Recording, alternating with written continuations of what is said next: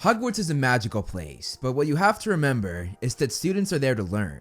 This makes the professors at the school extremely important to the young witches and wizards' development, and over the course of the series, we saw quite a few professors. I've put together a list of 30 professors, and in this video, we are going to rank them from worst to best. I'm basing this on the way they conduct themselves, how they treat their students, their impact on the students, and if applicable, what their lessons are like. Obviously, we don't know that last one for all of them though. If you enjoy this video, please hit that like button to help with the algorithm. It will greatly help the channel, meaning I can make more fun videos like this one. Now, let's get into it. At number 30, we have Cornus Quirrell. Yeah, Quirrell is the lowest spot, because he literally had his body attached to Voldemort, and Rowling has since said that he was a Horcrux for the Dark Lord. He manipulated everybody, both students and teachers. Who would suspect?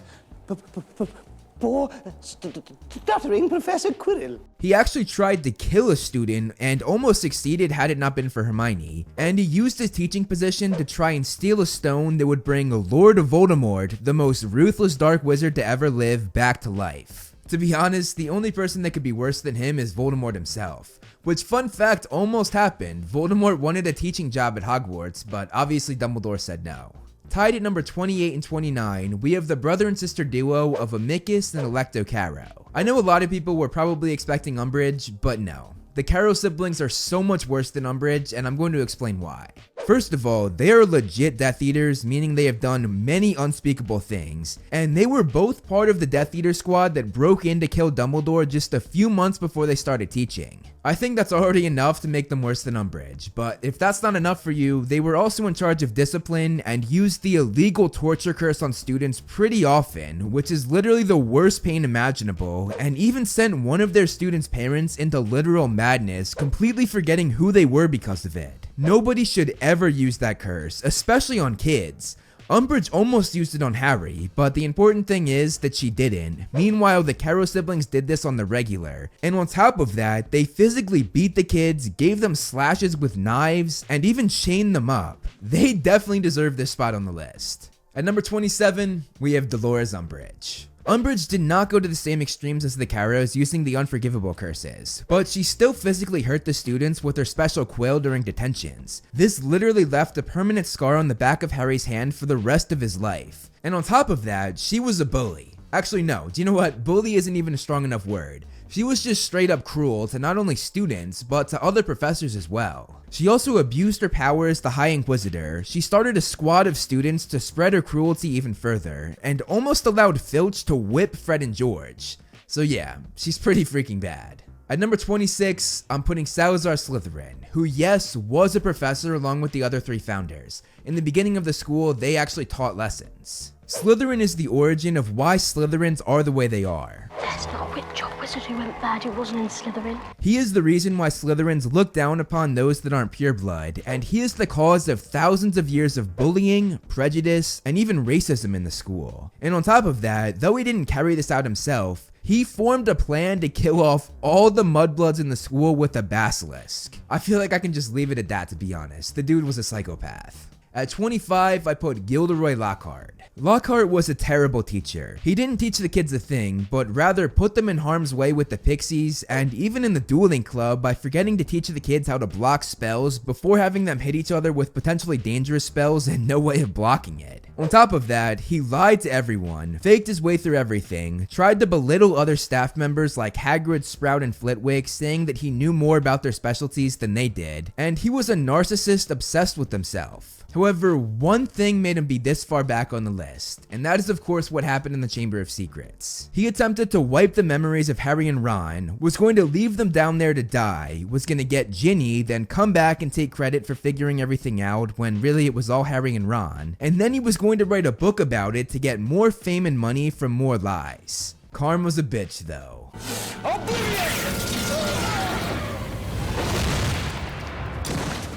At 24, we have Severus Snape.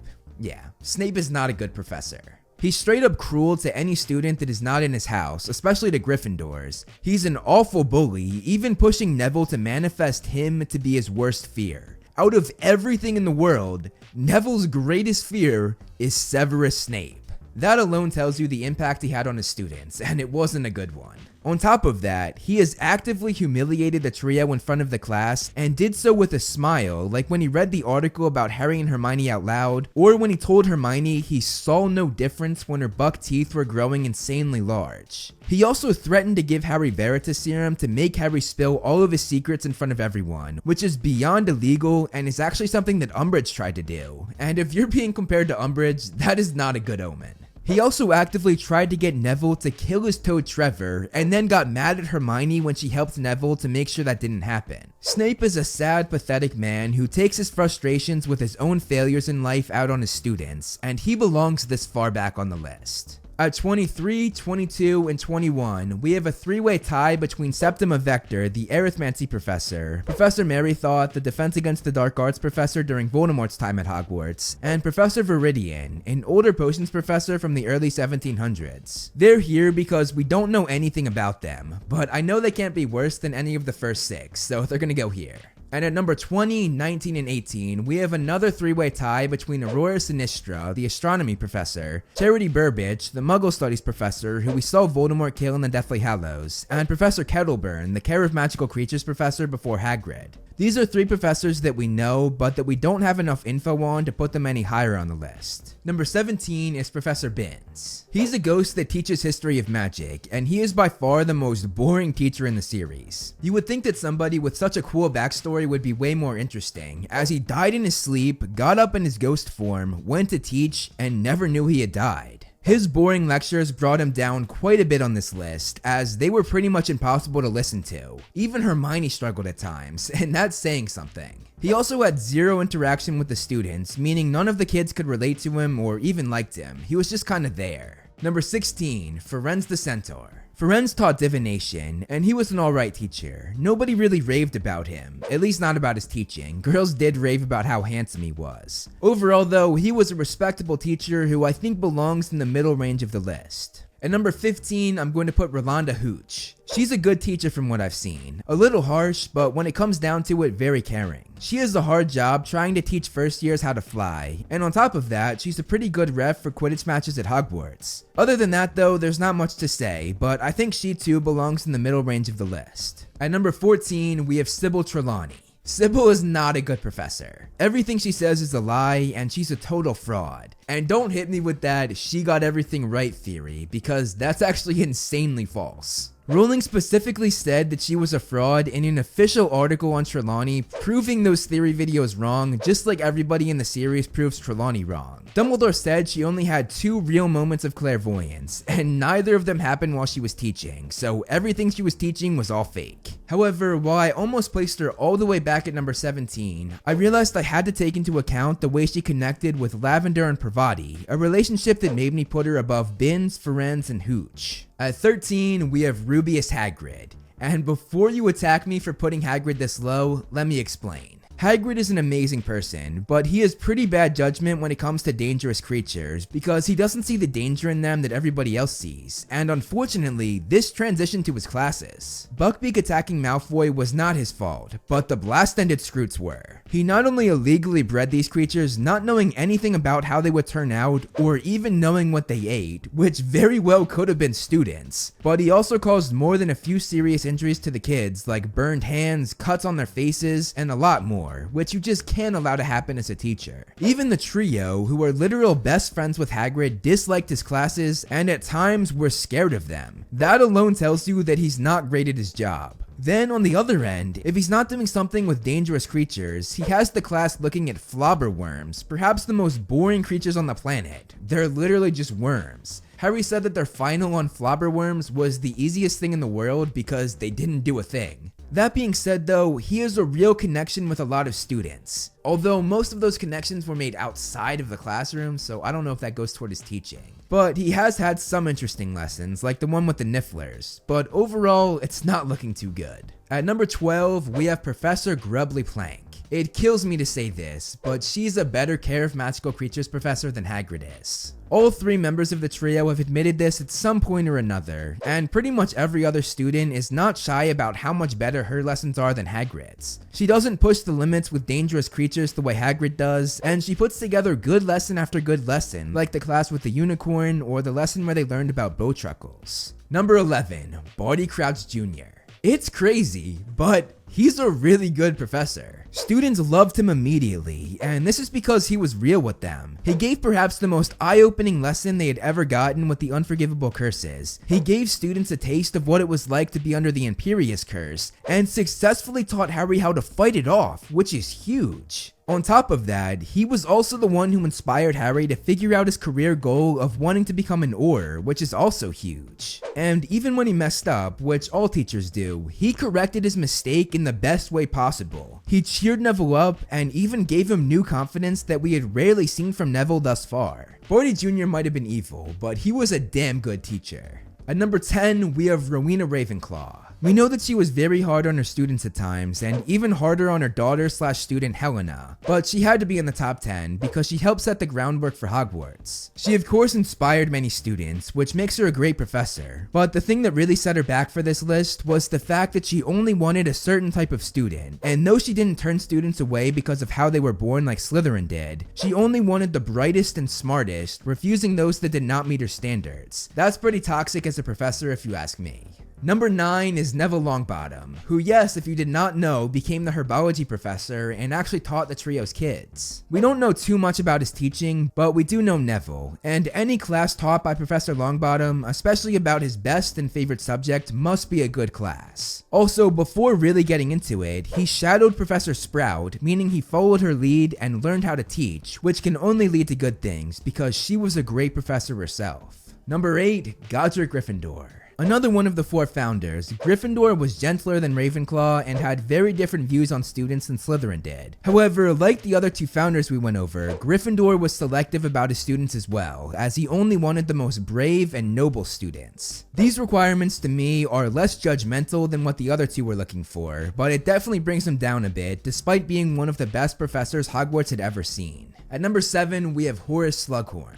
Slughorn taught at Hogwarts for years, and he made too many connections with students to count. Students loved him, which definitely made him be pushed up on the list, despite the fact that he picks favorites. Despite picking favorites though, unlike other professors like Snape or even Slytherin and Ravenclaw, he is not rude to the other kids, he just sort of ignores them as we saw with Ron, which granted isn't the best either, but is better than being judgmental or a bully. He's also a great professor from what we saw. He's enthusiastic, comes up with fun games and prizes, and though he was the head of Slytherin for years, he was not prejudiced like most in the house are. One of his favorite students was Harry's mother Lily, who was not only in his arch-rival house in Gryffindor, but was also a Muggle-born who most Slytherins just sort of shun.